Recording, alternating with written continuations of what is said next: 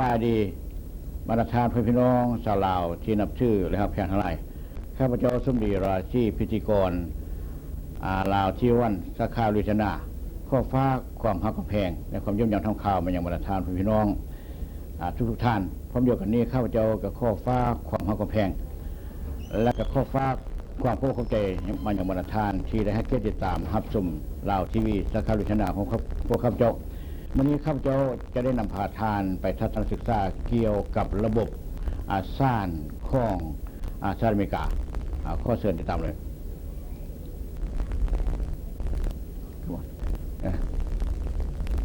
นี่มาซะ Good morning Mr. Green Good morning Good morning Oh you come to take the camera for me Oh ยังมองกันนะมองกันตาดีอนาถาพี่น้องชาวลาวที่นับชื่อเลยทั้งหลายข้าพเจ้าสมดีราชีพิธีกรชีวีลาวลิชนะข้อฟ้าขมกำแพงและยังจำทำข่าวมาอย่างมาตรฐานทุกท่านพร้อมเดียวกันนี้ข้าพเจ้าข้อฟ้าความเข้าใจมาอย่างมาตรฐานทุกท่านที่ให้เกียรติติดตามรับชมชีวีลาวลิชนะของพวกข้าพเจ้าเมื่อนี้ข้าพเจ้าจะได้นำพาทานไปทัศนศึกษาเกี่ยวกับระบบซ่านของประเทศอเมริกาขณะนี้ข้าพเจ้าก็ได้ยืนอยู่ต่อหน้าห้องการของจ่าซ่านวัฒนธรรมเคลือกอคอดเนี่ยในเคสที่19นึกว่า19 JDC เคลือกอคอดพร้อมเดียวกันนี้ก็ได้พบทานกรีนฟอร์จูนทางศาลเพิ่นก็ได้ให้ความสนับสนุนวัฒนธรรมให้ความอำนวยความสะดวกตอนนั้นเพิ่นได้ส่ง2คนให้มาร่วมWhat your name? Please introduce your name, please. My name is Glenn Fortune of the East Baton Rouge Parish Clerk's Office. I'm the training director. Okay, thank you. And I'm Martha Basher. I'm with the Public Information at the Clerk of Court. Good morning, Ms. Martha. Good morning, Bobby. Okay. ต่อไปนี้แม่พวกกันเพิ่นจะได้พาพวกเขาไป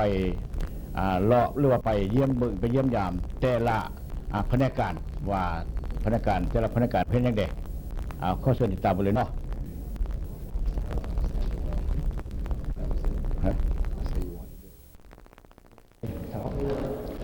ขณะนี้พวกเขาก็ได้มาถึงPublic Service Department เป็น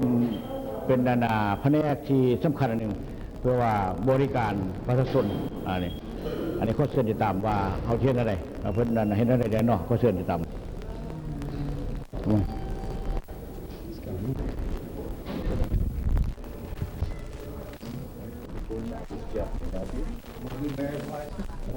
อันนี้ไม่ได้เซ็นเฟิร์สโอเควันนี้ท่านก็เพราะว่า Public Service มาขว่าแม่นแผนกบริการประชาชนแผนกบริการประชาชนนี้เพิ่นอำนวยความสะดวกให้บรรดาทานผู้ใดต้องการจะทำการแจ้งงานหมายความว่าจะต้องมาขออนุญาตแจ้งงานในสกุลอนุญาตแจ้งงานนี้นะแม่นต้องในหลอด72 ชั่วโมง We have to wait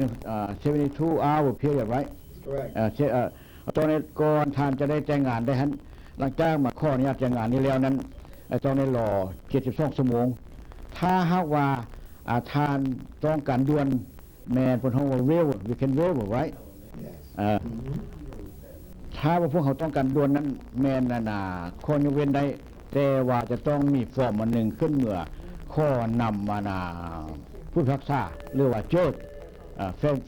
family court judge right อันนี้แล้วเพิ่นเขาจึงมีสิทธิ์แจ้งงานได้อันนี้นะนอกจากนี้อยู่ในแผนกนี้ยังwe also provide for passport application right That's correct. อยู่ในแผนกนี้ฮั่นนอกจากนั้นแล้วเพิ่นยังได้ให้ความสะดวกเกี่ยวกับว่าเฮ็ดพาสปอร์ตหรือว่า25บางคนคว้าหรือว่าเมคคัพปี้บัตรสตาร์ทเกิด birth certificate we can issue right we can make copy Passports. passport The passports are processed applications here. You want to interpret that? I already explained it. We are an acceptance agency for the U.S. passport. All applications are processed here and then sent on to the U.S. Passport Agency. Within a few days after receiving the application, the actual passport will be mailed back to the person who applied. นะครับเจ้าเดียวเรียกมาเขาว่าคนดำเนินคนที่ร่วมคนเฮ็ดแพทย์ทอดบัตรพันเดียนคือพันเดียนให้แก่ประชาชนบริการประชาชนหลังจากที่ว่าได้ส่งคำฮ้องนั้นไปแล้วให้เวลานั้นเพิ่นประมาณที่1 ถึง 2 ทิศเพิ่นจะส่งนำสู่พาสปอร์ตแค่นั้นไป5ที่อยู่ของทางเอง Now we go research department. Okay.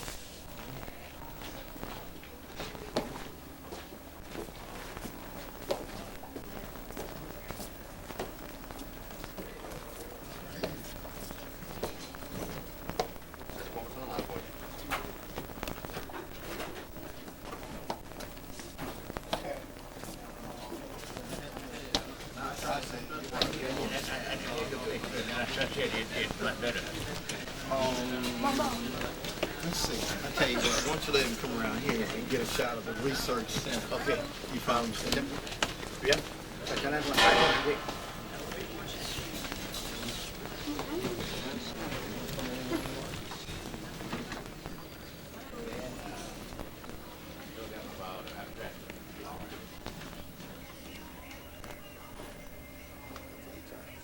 Welcome to the East Baton Rouge Parish Clerk's Office Research Center. This is a very important part of our office. This is where the public can come in and do personal research in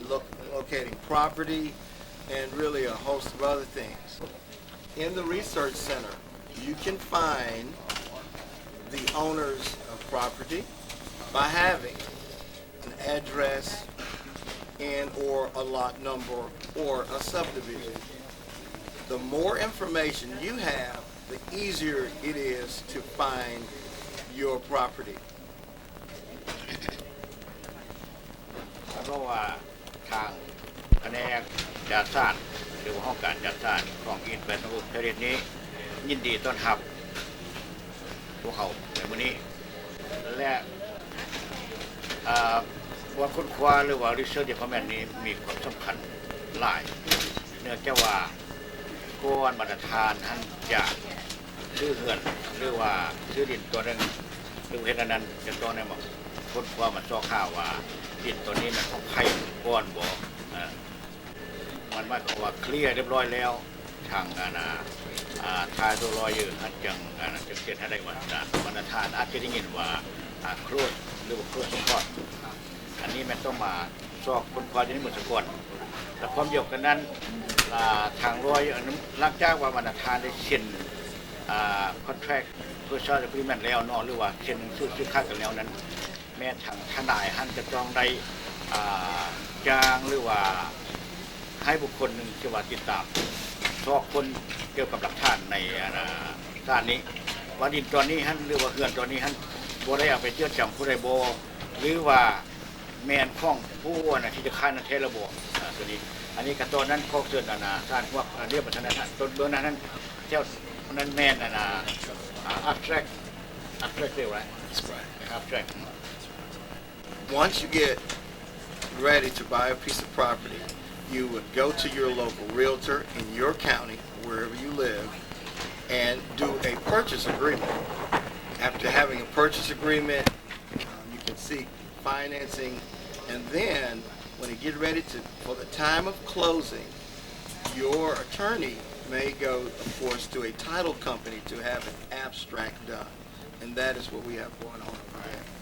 Abstracts. They're the ones who actually go out and first do the research on that property. นะครับเจ้าได้ว่าเมื่อกี้นี่แหละว่าก่อนมาตรฐานจะซื้อกันลังหนึ่งหรือว่าซื้อดินตัวหนึ่งนั้นจะต้องได้มาค้นคว้าในสกุลว่าดินตัวนี้ท่านมันอยู่บนใดแท้รถนัมเบอร์เท่าใดอยู่ซับดิวิชั่นใดอยู่คุ้มใดแล้วก็ที่อยู่มันตัวใดแท้ครับแน่แล้วเวลานั้นท่านแมนเวลาท่านเข้าไปผู้พันกับผู้ต่างหน้าผู้ค่ายเงินวันสนอหรือเป็นนายหน้าผู้ค่ายเงินหรือว่าเรียลเตอร์นั้น ทางโรเจอร์นั้นจะติดต่อผู้พันไปทายดูรอเยอะทุกคนและทายดูรอเยอะท่านจะส่งเอกสารตัวนั้นท่านเพื่อนั้นทายดูรอเยอะนั้นจะให้อัพเตอร์นั้นเป็นผู้ค้นคว้าว่าตัวนี้นี่มันแจ้งเข้าระบบมีเจ้าของได้บ่หรือบ่ได้จำบ่ได้เอาเงินหรือเอาดินตัวนี้ไปจำแบงก์บ่นี่สำหรับทายดูรอเยอะสำหรับรอเยอะท่านนักพวกเขาพูดจักกันท่านว่าคำว่ารอเยอะทั่วไปนั้นมันมีอาจจะเป็นเชื่อว่ารอเยอะบ่หรือว่าคริมิโนรอเยอะบ่หรือว่าชายรอเยอะบ่ส่วนมากแล้วท่านสำหรับค่าดินค่าเขื่อนนี่จะเป็นชายรอเยอะเท่านั้นเป็นผู้เช่นใดแต่สำคัญที่ว่าเขื่อนชานนี้เป็นข้องใหญ่และมีราคาสูงแต่ว่าบ่มีไทยรูปทั่วลำดับthe house and the land we don't have the title we don't have the title only the car have the title Once a piece of property has been acquired, and if there's a mortgage that has been paid off, then that mortgage will need to be brought, that cancel mortgage will need to be brought to your local parish or county clerk of court to have that mortgage canceled and erased from the records. For example, if someone buy property or the house and they already pay off the mortgage, but they never cancel the mortgage, and what happened? Once the mortgage has been canceled, again, the person, it could be the lender or it may be up to the homeowner to bring down that paid mortgage, bring it to the local county clerk or parish clerk, in our case, to bring it to them. They'll verify that it's been paid off and then physically mark it and have it marked in the records as to where it's been paid. ตามธรรมดาแล้วภายหลังที่ว่าทานจ่ายค่าเงินและค่าดินทั้งหมดแล้วนั้นจะต้องได้ไปแคนโซ่นะแคนโซมอร์เกจหมายความว่าปิดธนาคารตัวนั้นหรือว่าปิดข่าวตัวนั้น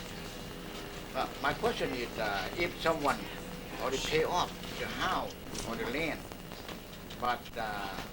they don't cancel what happened Well, if they do not cancel that mortgage, when others come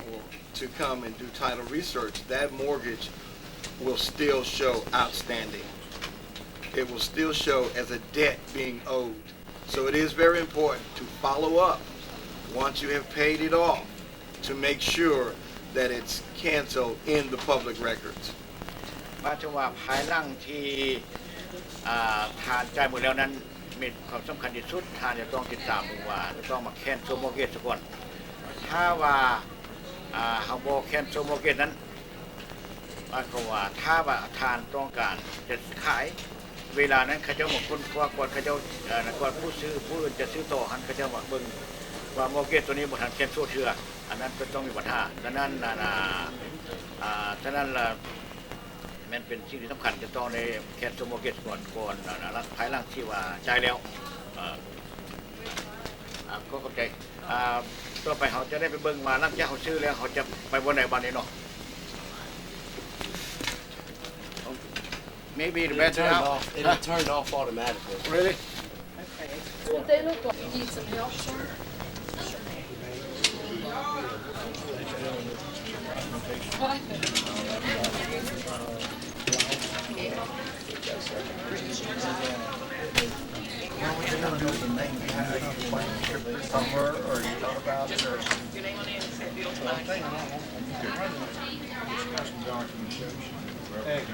Oh, we can look it up. We can look it up by your name.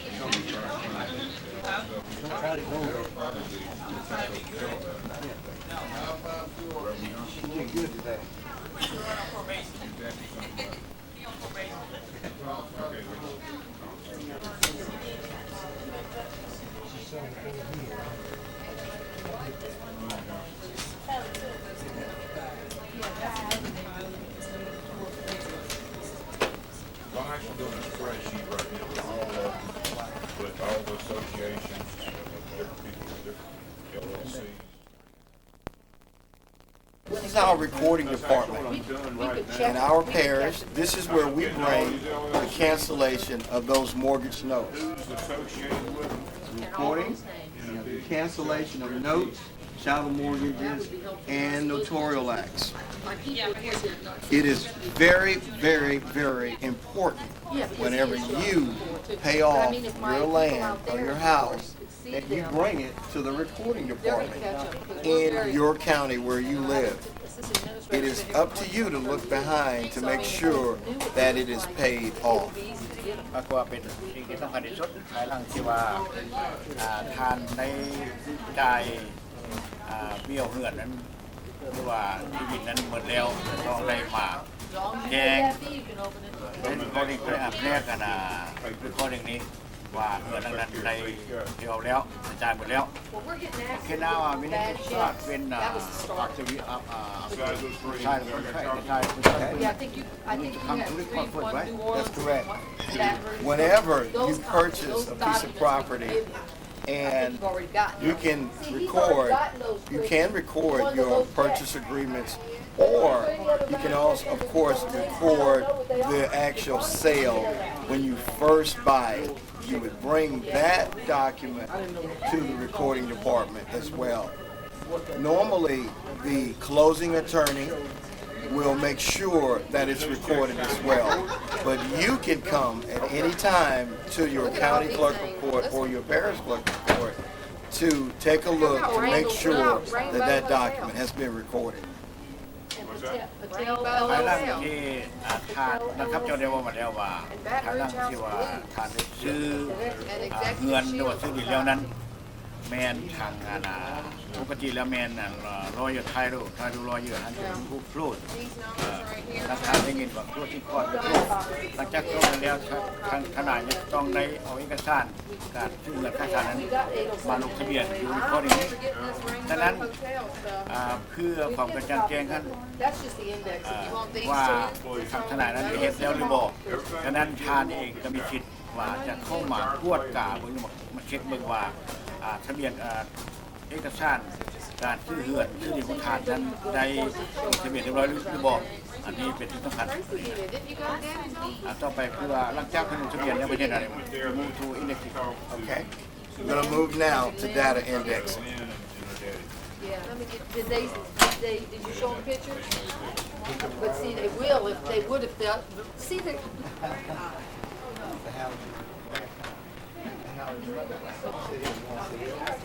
Here.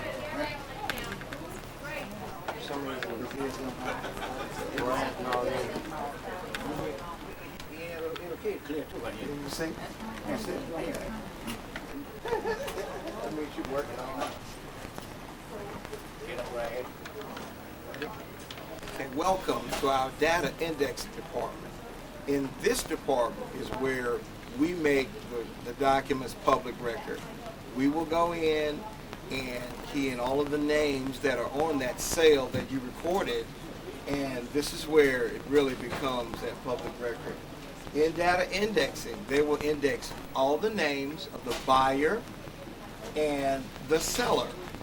and they will also index the property, your physical or legal description of the property. อาจจะว่าภายหลังที่ทานได้ซื้อเหือนแล้วอันเอามาลงทะเบียนอยู่ในข้อดิ่งแล้วและทางข้อดิ่งนั้นจะส่งมาให้ทางแผนกindexing มาถึงว่าแม่นที่เอกสารนั้นเข้าไปหลังจากเพิ่นได้ส่งสำนวนมาให้แล้ว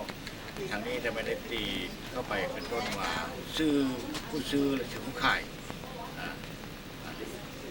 แม่นนั่นแผนกนี้ประเทศจัดมาจัดไป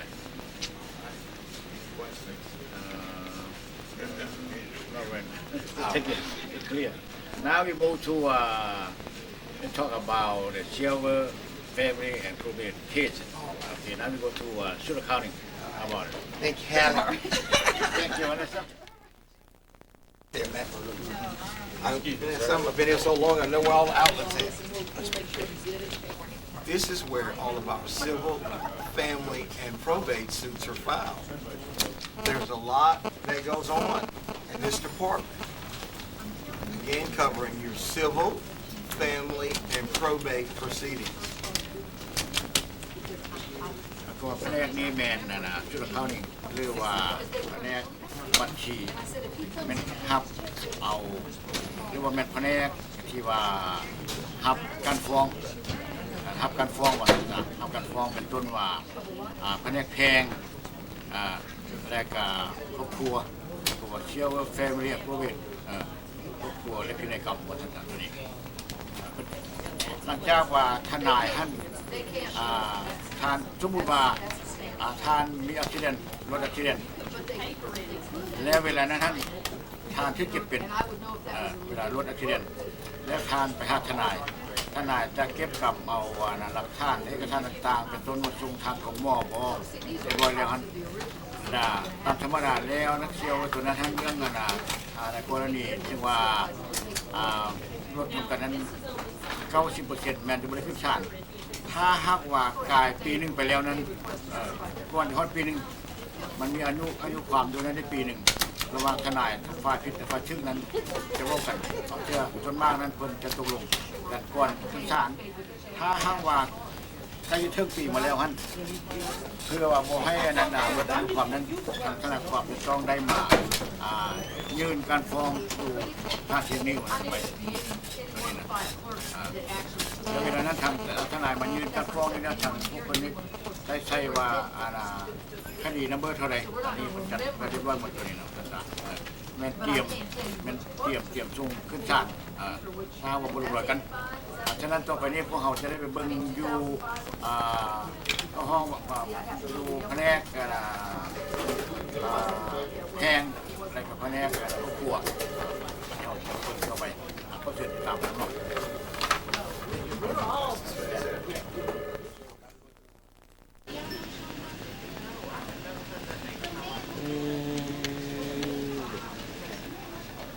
Welcome to our family processing department. In this department, we process quite a few different kinds of documents. In this department, we will handle child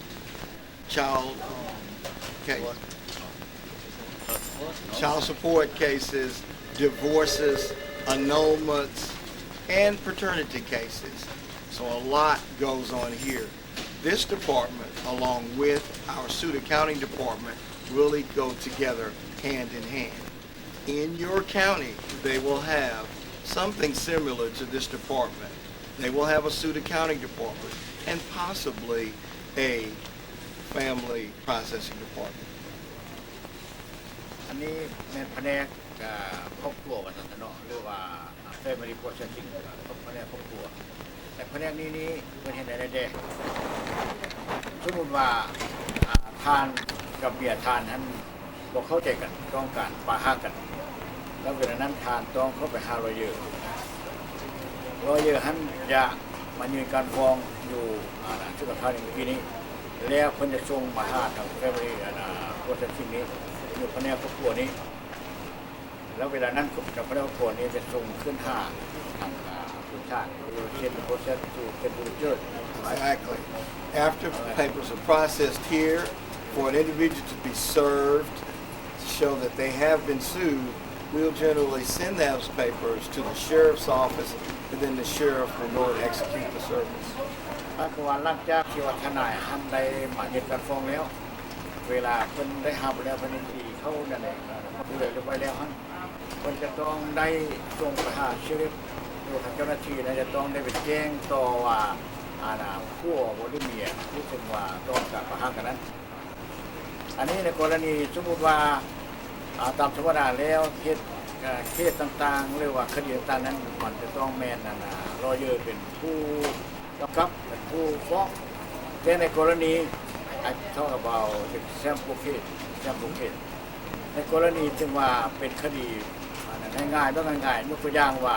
ผู้กับเมียนั้นต้องการต่างฝ่ายต่างบ่เข้าใจกันนะยินดีว่าที่จะปะห้างกันแล้ว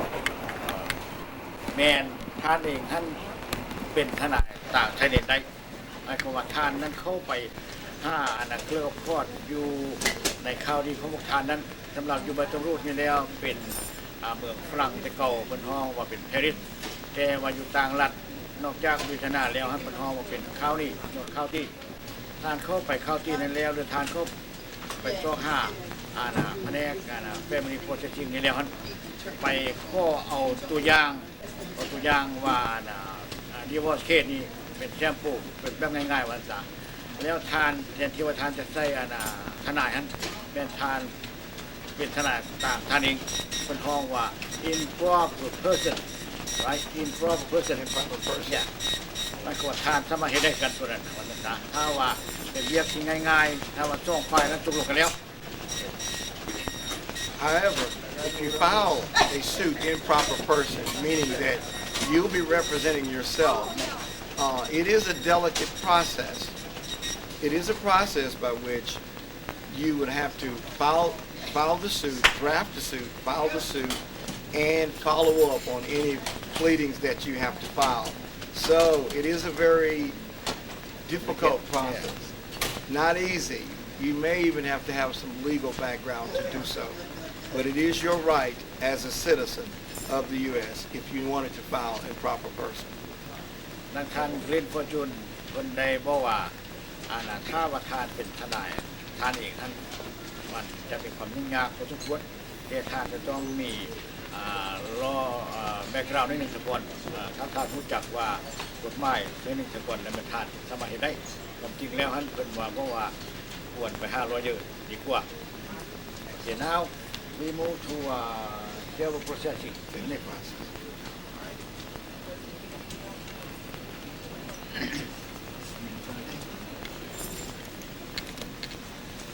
We take it down first, no?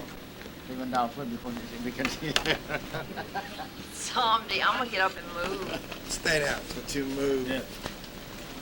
Let's look at the pretty girl. Get a camera. Yes.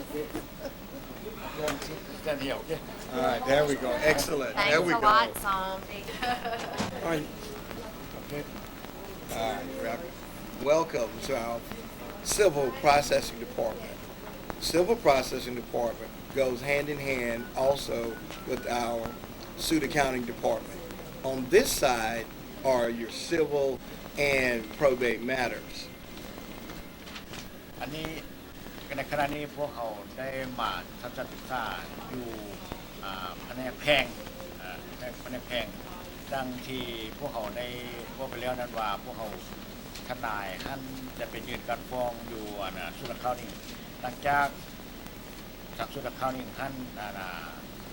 ทับการฟ้องจากทนายแล้วทนายทางแผนกนั้นจะส่งมาหาทางแผนกแพงนี้แผนกแพงจะมาตีเอกสารต่างๆว่าผู้ใดเป็นโจทย์ผู้ใดเป็นจำเลยนั้นอยู่ในเอกสารอะไรเพื่อว่าหมายความว่าแม่นาหลักฐานของแต่ละอย่างท่านเข้ามาในเข้าในคอมพิวเตอร์วันนี้ I have a question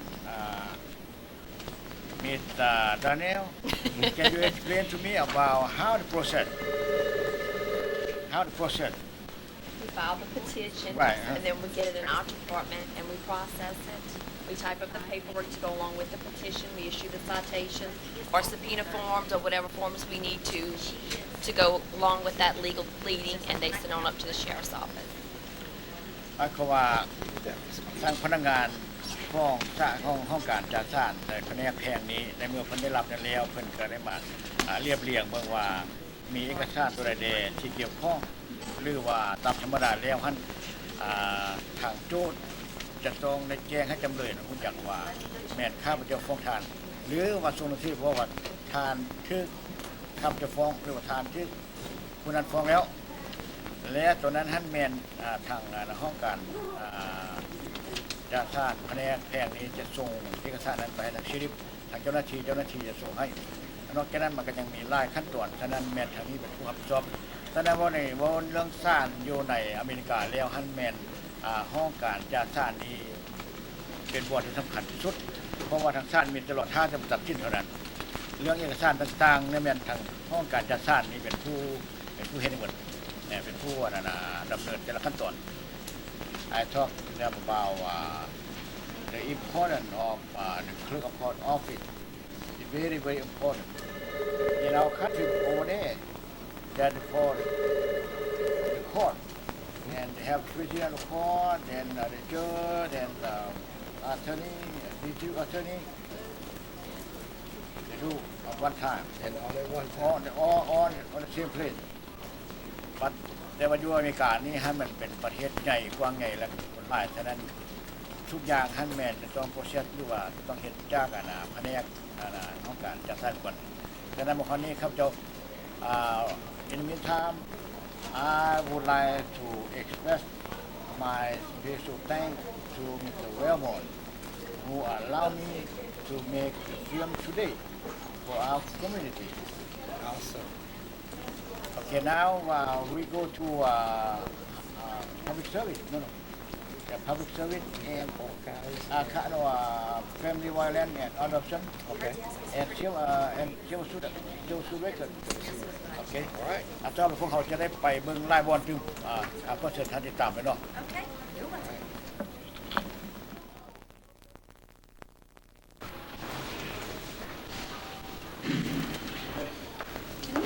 พวกเขาได้มากับแม่ไม่ตัวแม่แผนกที่เก็บเอกสารของแผนกแพงอยู่ห้องนั้นตัวนั้นแล้วก็มีให้แมน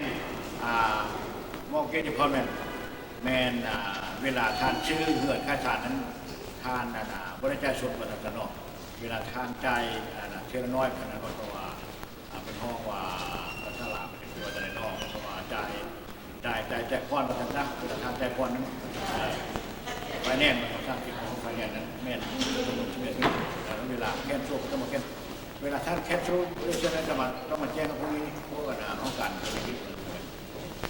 นะดู forward in time Yes. ทำไมมี forward in time ท่านพี่น้องที่เคารพแล้วกันนะครับเชื่อทั้งหลายขณะนี้พวกเอาได้มาทัศนศึกษาเรียกว่ามาเบิ่งแผนกเก็บเอกสารไฟแพงและทางครอบครัวนั้นไม่อยู่ข้างอยู่ทางเบื้องหลังเบื้องต่อไปเนาะ and what shall record do Well, first of all, welcome. This is our civil suit records. This is where the records are housed on their way to going to trial. So they're actually stored, kept here, preparing for trial. So upstairs, remember, we saw where suit accounting, where the suits were made, and this is where the suits are actually housed, being ready to go to court. Anyone can view or make copies of the records at request. หมายถึงว่านางผู้ของรู้อยู่แล้วว่าเวลาทนายมีการฟ้องไปห้าชุดข่าวนี้จะส่งไปห้าshare processing หมายความแผนกแพงที่ดำเนินแผนกแพงหลังจากนั้นแล้วเนี่ยมันส่งเอกสารทั้งหมดหรือว่าสำนวนการฟ้องนั้นตามมาตรฐานเห็นทั้งหมดนั้นดูเรียนกว่านั้นแมนสำนวนการฟ้องทั้งหมดแมนเตรียมที่จะส่งขึ้นไปห้าห้องการพิพากษาเรียกว่าเจิดเพิ่นหรือว่าคอร์ดรูมเพิ่นเวลาเพิ่นต้องการแต่ว่าcivil and family probate is not connect or connect to the office. Okay, good question. Civil, of course, has its own court system. Family has its own court system. They have their own judges. Our civil have their own judges. Now, our probate cases, which involve principally deceased person and their properties that they may leave to the heirs, that's actually heard in our civil court. หมายถึงว่าทางแผนกแพงและก็ทางแผนกครอบครัวหันหมายความว่าพวกเพิ่นหันมีซากเฉพาะซากเฉพาะมันห้องว่า family court แล้วก็civil court อยู่ในห้องการเรียกว่าห้องการพิพากษาเรียกว่าห้องศาลแท้นั้นจะมีผู้พิพากษาเจิดแล้วก็มินิคเลิร์กแล้วก็รอคเลิร์กอันนั้นแม่นพวกเขานี้เตรียมเอกสารในเวลาเพื่อต้องการจะชิ้นเวลาใดในวันพวกเขานี้ส่งไปวันการทางแนวนี้ส่งไป Now my question is the civil case is not go to DA office, right? It's separated. Not go through our office. No, DA office. District DA's attorney. office. DA. No, the civil cases are processed and will only go through our civil judges. there is no prosecutor involved with civil cases. It is strictly where one person is suing another or one company suing a person, all the different ways. But both are represented by lawyers. And so the lawyers litigate the case before a civil judge. สิ่งที่สำคัญที่พวกเขาควรรู้นั่นก็คือว่าสำหรับว่าคดีแพ่งหรือคดีอาญามันแตกต่างกันหลายคดีแพ่งกับคดีครอบครัวนั่นแม่นบ่ได้ผ่านถึงแผนกตุลาการและอัยการมันบ่ได้ผ่านเข้าไปหาอัยการและตุลาการทุกส่วนบ่แม่นตัวนี้นี่หมายถึงว่า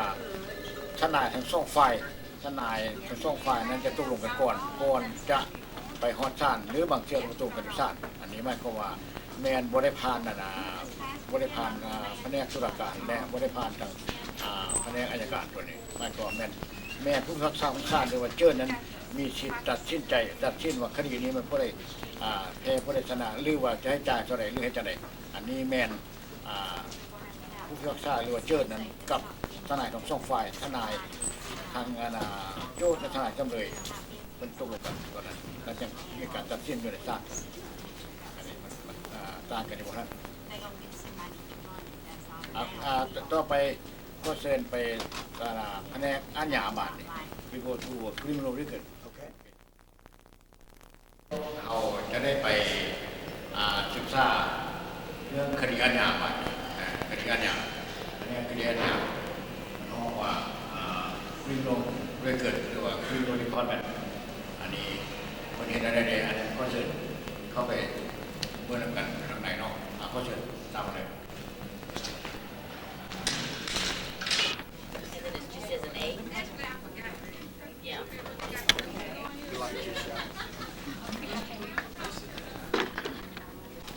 Yeah, it looks like he was sentenced to pay court costs and Welcome to our criminal records I'm not sure department. what that is. Our criminal records department Right. processes And that's all all I the criminal have. records in for our That's all you parish. needed? In your county, wherever you live,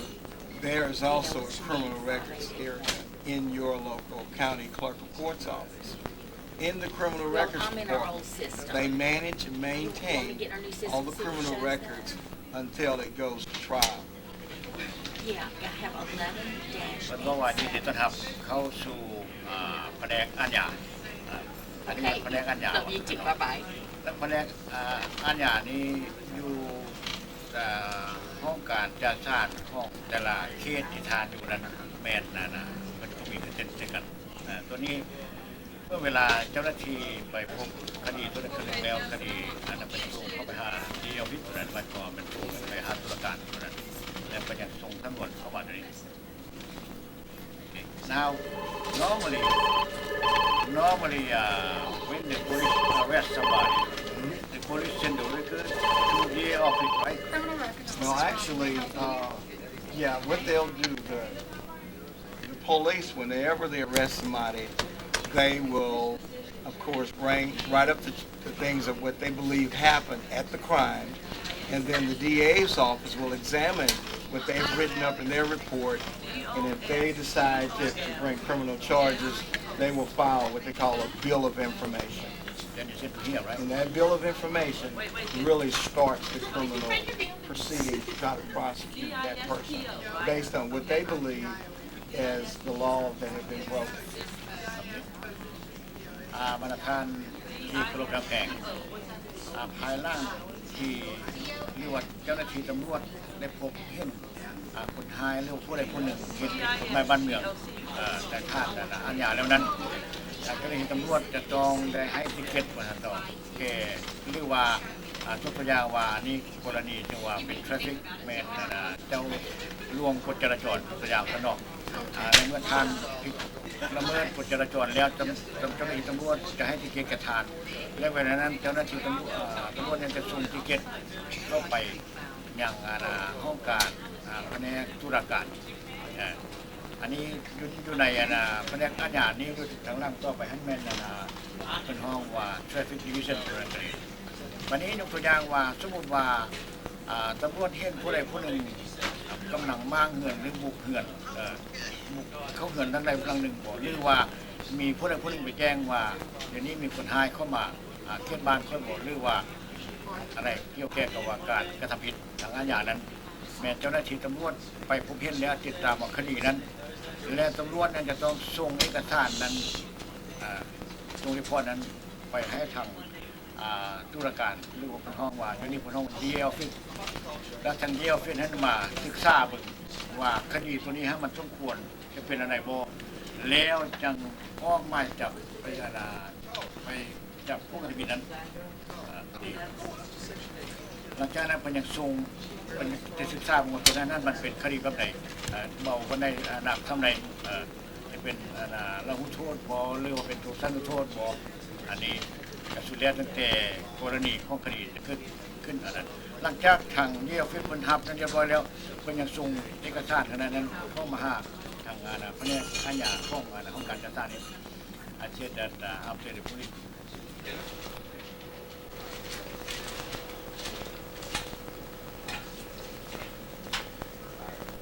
ประธานพี่น้องที่เคารพได้ทำอย่างไรขณะนี้ก็ได้รับประทานสัตว์ศึกษาเบิ่งแฟมิลี่เวลแลนด์มาถึงว่าระหว่างการผิดเชี่ยงกันในครอบครัวยกตัวอย่างว่าพวกเมียหรือว่าบอยแฟนเกิร์ลแฟน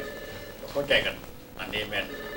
ถ้าว่าบอยแฟนหรือเกิร์ลแฟนเข้าใจกันเนาะผิดเชี่ยงกันแล้วกับพวกเมียบันทึกกันผิดเชี่ยงกันอันนี้แม่นจะต้องได้มาแจ้งหรือว่ารายงานต่อแผนกการFamily Violence มาถึงว่าครอบครัวบ่เข้าใจกันหมดสนองและทางฝ่ายหญิงหรือฝ่ายชาย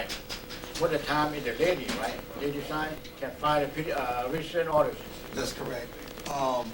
Person, it doesn't matter if it's a lady or a man, they can seek what they call a restraining order. If where couples have found themselves where they cannot get along and or the potential of violence exists, but then if the other person feels threatened, yes, they can seek a protective restraining order. And this order has to be presented to the court systems, and if the order is granted by the judge, then the judge will sign the restraining order, thereby restricting the other party from coming around that other person. หมายความว่าในกรณีที่มีครอบครัวและคนหนึ่งหรือว่าพ่อและเมียหรือว่าบอยแฟนเกิร์ลแฟนนั้นบ่เข้าใจกันเป็นการผิดเที่ยงกันแล้วแม่ท่านมีสิทธิ์เข้ามาแจ้งตอนนี้คือว่าข้อหนังสือยังอยู่จากทางศาลทางคุณศาลหรือว่าเชิญคนเห็นหนังสือป้องกันในทานว่าผู้นั้นบ่มีสิทธิ์เข้ามาใกล้กันทานหรือว่าบ่มีสิทธิ์เข้าเงินทานอันนี้เป็นป้องกันทางคุณเรียกร้องเห็น adoption ไหมเนี่ยจะคิดดู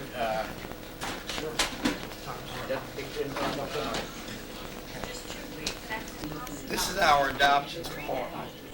These adoptions are persons that are underage. There are really two kinds of adoptions that can be done. One, of course, for persons under the age of 18. They're called minors. And, of course, the persons over the age of 18, they're called majors. Principally what's handled in here are the persons that are been adopted that are minors. And an attorney is always involved to help in the adoption procedure. อันนี้ในขณะนี้แม่พวกเขาได้มาเยี่ยมยามเรื่องวัฒนธรรมเกี่ยวกับadoption หมายความว่าเอาลูกมาเลี้ยงหรือว่าทานโดยมีลูกทานต้องการจะได้ลูกมาเลี้ยงแต่ว่าทานนั่นจะได้ลูกเลี้ยงมาเถอะเนาะจะได้ลูกถ้าไม่มีลูกห้องว่าแม่เอาลูกมาเลี้ยงก่อนจะเอาลูกมาเลี้ยงมันต้องมีเอกสารยังเด็กแหน่ทุกแม่จะต้องเป็นทนายเป็นผู้เงินคำเสนอนี้หรือว่าเงินการฟ้องอันนี้วันนั้นเนาะก็ไปหาคุณชาติคุณจะก็เด็กร้อยอยู่ฝ่ายlaw. The law. So no one can come at any time to just arbitrarily look.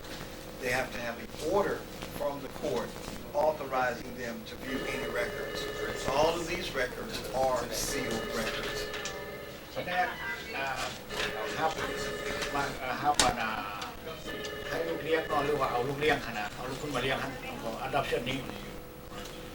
เป็นประเด็นสำคัญที่สุดบ่เปิดเผยต่อสังคมมาถึงว่าผู้ใดจะจ้างเข้ามาข้อเบิ่งว่าคดีตัวนี้บ่เป็นคดีเนาะขอโทษว่ายกตัวอย่างว่าผู้นี้จะเสนอเอาผู้นี้มาเลี้ยงแต่แล้วผู้อื่นจะมาข้อเบิ่งว่าโอ้นะเขาจะข้อเบิ่งว่าป้าเขาบอกลุงเขาบอกปู่เขาบอกน้องเขาน้องเขาบอกมาจะข้อผู้นี้มาเลี้ยงท่านจะข้อเบิ่งอันนี้มันบ่ได้เด็ดขาดตัวนี้เป็น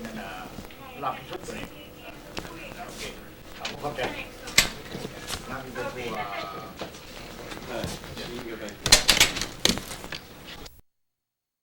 This is our MIS department, where our management information system. This is really like the heartbeat of the clerk's office for all of our electronic needs. We maintain all the servers for all the computers down in this department. And this is an area of Mr. Somby's specialty, and he's going to tell you a little bit more. ประธานที่เคารพในอย่างไรขณะนี้ทานได้เข้ามาจุดศูนย์กลางใหญ่ของเอกสารต่างๆข้างนอกเป็นห้องว่า information ทั้งที่ทานเห็นอยู่นี้แล้วมันคือว่าอันนี้เป็นห้องว่า network หรือว่า server network แล้วทานเห็นสายต่างๆต่อขึ้นเหมือนนั้นของโบสถ์ที่บนต่างบรรดาทานจะเกี่ยวเห็นแต่ละอยู่แต่ละแผนกการนั้นจะมีคอมพิวเตอร์ตั้งอยู่ในหน้าที่ของคนทุกวันนั้น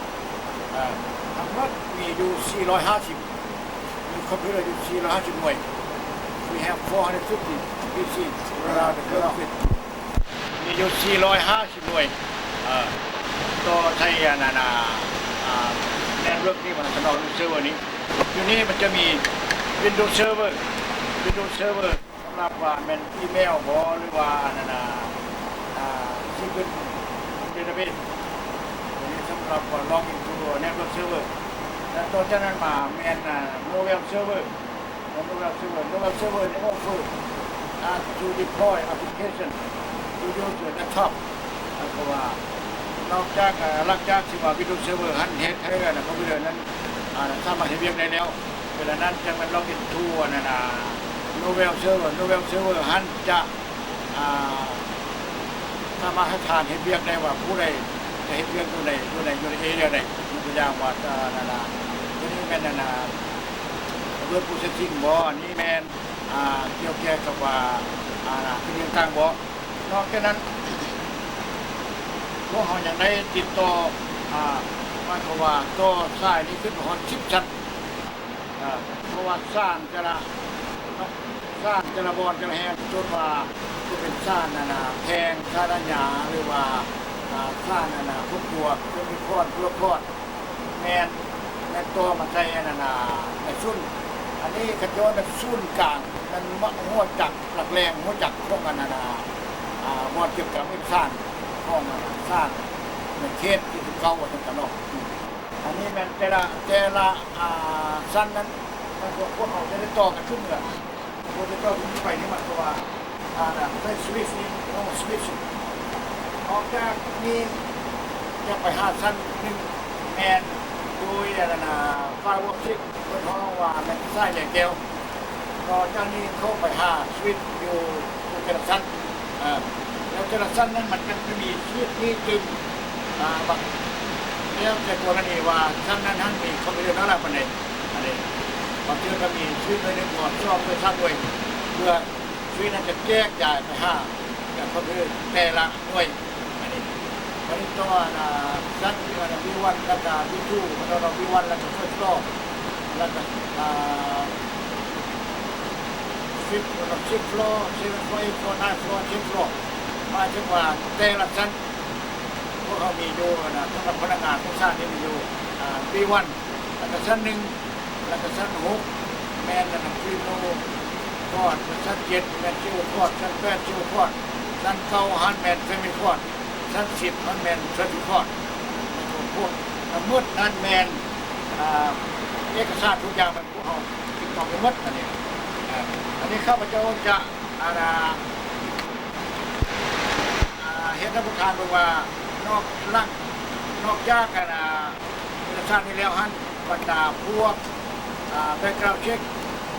พวกที่อยู่ทางนอกเป็นต้นว่าพวกกันเพิ่นสืบประวัติเบื้องหลังของคนบ่หรือว่าทนายบ่หรือว่าพวกกันค่ายเอกสารวิวเตอร์พวกรอยพวกกันแบ็คกราวด์เช็คนั้นยังสามารถใช้โทรศัพท์หรือว่าใช้คอมพิวเตอร์ของห้องการคนนั้นเข้ามาพัวพันเข้ามาตรวจกล่าวเบิ่งเอกสารต่างๆอยู่ในสร้างเช่นของได้ในช่องยางตัวนี้ฮะเป็นห้องแบงค์มินิคอมพิวเตอร์นี่มันเก็บกรรมจะเฉพาะมามองเป็นด้วยเกิดโนแลนด้วยเกิดบัดนี้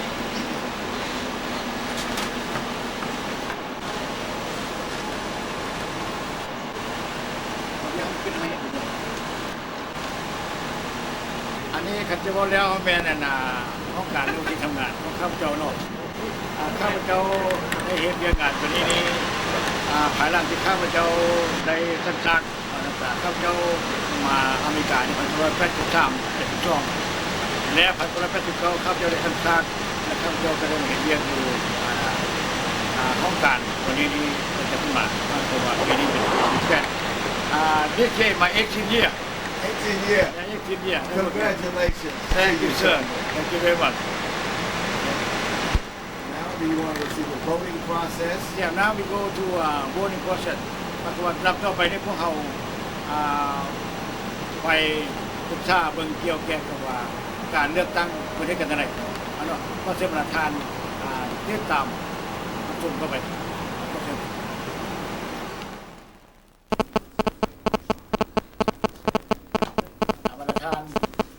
พ่อแม่พี่น้องที่เคารพในแผน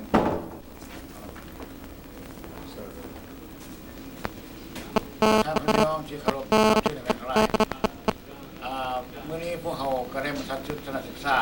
อยู่ที่ห้องการแผนกจ่าซ่านนอกแผนกห้องการจ่าซ่านของเขตที่19ของซ่านเขตที่9หรือว่าClerk of Court 19th JDC หรือว่า19th JDC Clerk of Court บางเทื่อ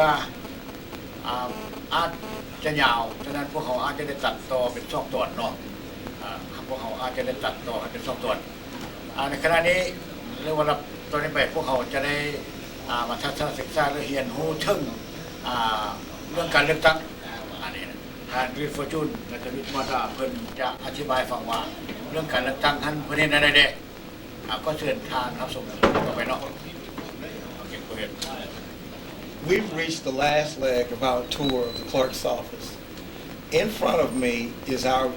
most recent voting machine that we require. It's an electronic voting machine.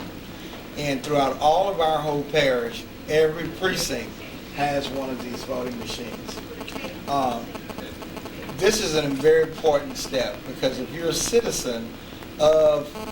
East Baton Rouge Parish or a citizen of Louisiana, you have the right to vote. With that right to vote, according to where you live, will determine where you go and vote. This machine is a state-of-the-art machine.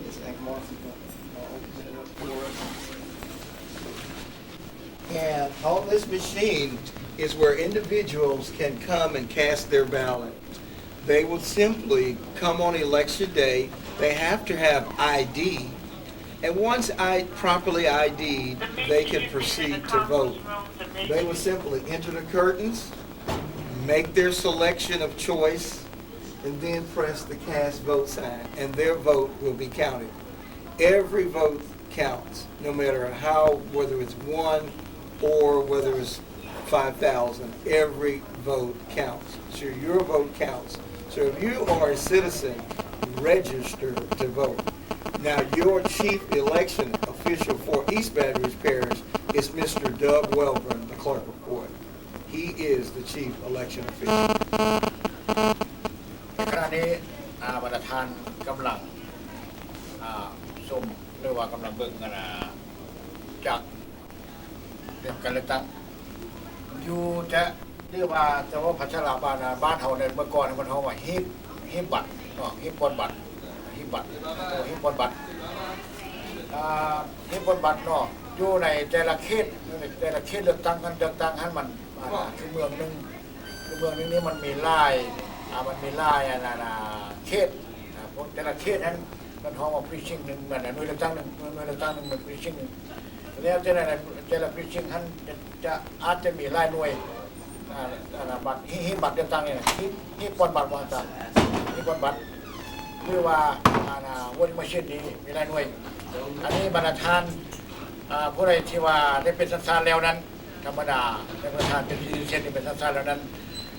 ควรจะต้องไปลงทะเบียนเลือกตั้งอะไรต่างๆเรื่องชิงจะโหวต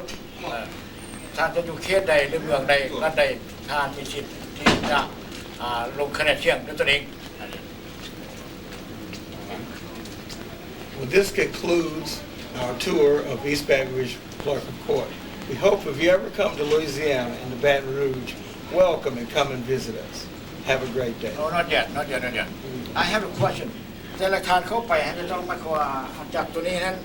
ว่าคือบ้านเขาเนี่ยเมื่อก่อนหรือว่าบรรดาบอนประเทศที่ยังพวกท่านเจริญนั้นเนาะเพิ่นใช้เฮ็ดเป็นบักสีเหลวแล้วเพิ่นเขียนเป็นเรื่องของฮูบบ่หรือว่าไม้เล็กบ่เลขบ่บอนตัวนั้นอันนี้แล้วมันเข้าไปนี่แล้วมันบีบแม่นเพิ่นไม้พันแล้วว่าห้องนี้มันยังห้องนั้นมันยังห้องนั้นมันยังแต่ใส่ตัวนั้นบีบบ่ซื่อเรื่องของต่างๆกดดูหมอต่างๆตัวนี้น่ะกดดูฉะนั้นมันตัวนี้มักตัวใดแล้วกดจะมักตัวใดจะกดดูพวกนั้นหลังจากอะไรจะกดดูนำแล้วอันนี้มันวิธีเลือกตั้งอันนี้น่ะแม่นมันจักบ่แม่นว่าที่เป็นเฮ็ดไม้หรือเฮ็ดเกียร์แล้วเอาเขียนแล้วเอานัมเบอร์บ่หรือว่าเอาฮูบไปบ่นั้นบ่แม่นอันนี้มันจะจักAbout here,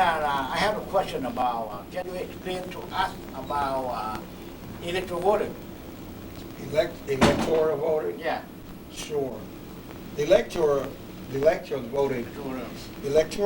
voting process is a process by which we elect our president, and each state is afforded the electoral vote according to the number of senators and congressmen that we have. If a person wins a state, for example, if Louisiana has 8 electoral votes, and during the presidential running, if they win that state, then those 8 electoral votes will be counted for that candidate. So the electoral vote is really based on the number of senators and congressmen that we have. And based on that, that's the representation Louisiana has, or any other state has, on on our capital. So the electoral process, it is a good one. It has been probably over 100 years old that we've been using the electoral process instead of the popular vote. That one is only for presidential election only, right? Presidential election. ประธานได้ฟังเพื่อนอธิบายแล้วนะครับจะสรุปย่อในหนึ่งวันนั้นเนาะหมายความว่าสำหรับการเลือกตั้งประธานท่านเป็นห้องว่าเป็น electoral voter right no electoral I'm sorry electoral voter หมายความว่าแต่ละรัฐนั้นจะมี electoral voter ท่านอยู่ในแต่ละรัฐและมันก็ขึ้นกับว่าแต่ละรัฐนั้นจะมีผู้แทนอะไรบ้างเป็นต้นว่า senator บ่ how representative right senator president I'm sorry talk about electoral only they count on the senator or senator and the congressman the congressman based on หมายความว่าขึ้นอยู่กับcongress ในเขตวัฒนธรรมต่างๆแล้ววันนี้ one more the last question is now we talk back to about election after we close every precinct in our parish need to bring the report to our clerk of court office right that's correct จังว่าภายหลังที่ว่ามีการเลือกตั้งท่านเรียบร้อยแล้วการลงคะแนนเสียงเรียบร้อยมันขอเพิ่นให้เริ่มตั้งแต่we start from 5 o'clock in the morning right yes มันก็พวกเขาเริ่ม5 โมงเช้าจนถึง7 โมงแลง5 o'clock in the morning to 7 p.m. then we close actually 8 o'clock sorry ตั้งแต่5 โมงเช้าถึง8 โมงแลงหลังจากนั้นแล้วหัวหน้าควบคุมหน่วยเลือกตั้งแต่ละหน่วยนั้นจะต้องเอาคะแนนนั้นมาคะแนนนั้นบ่แม่นว่าอยู่ในเขียนโซนเขียนเอาได้แม่นอยู่ในจัก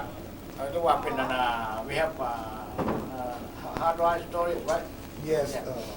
หมายความว่าแม่นน่ะตัวนั้นคล้ายๆกับว่า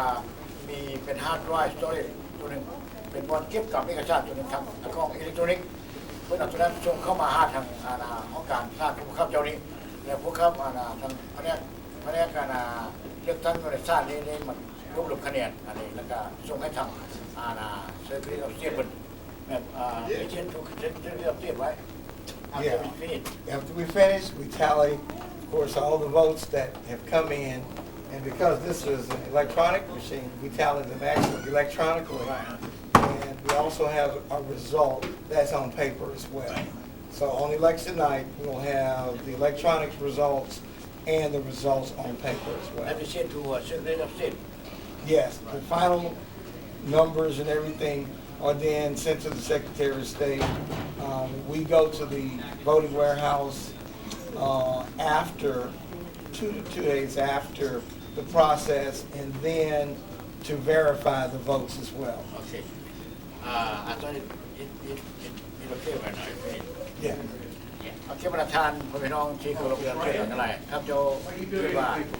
ประธานจะได้สังเกตเห็นเรื่องการเลือกตั้งอยู่ในสหรัฐอเมริกาเนาะอันนี้ก็ประเด็นครับโจพิธีกรลาวทีวีดิฉันข้อเขาบอกเข้าใจมาอย่างประธานผู้ชมทุกท่านที่ให้เกียรติติดตามรับชมรายการของพวกข้าพเจ้าข้อสบายดี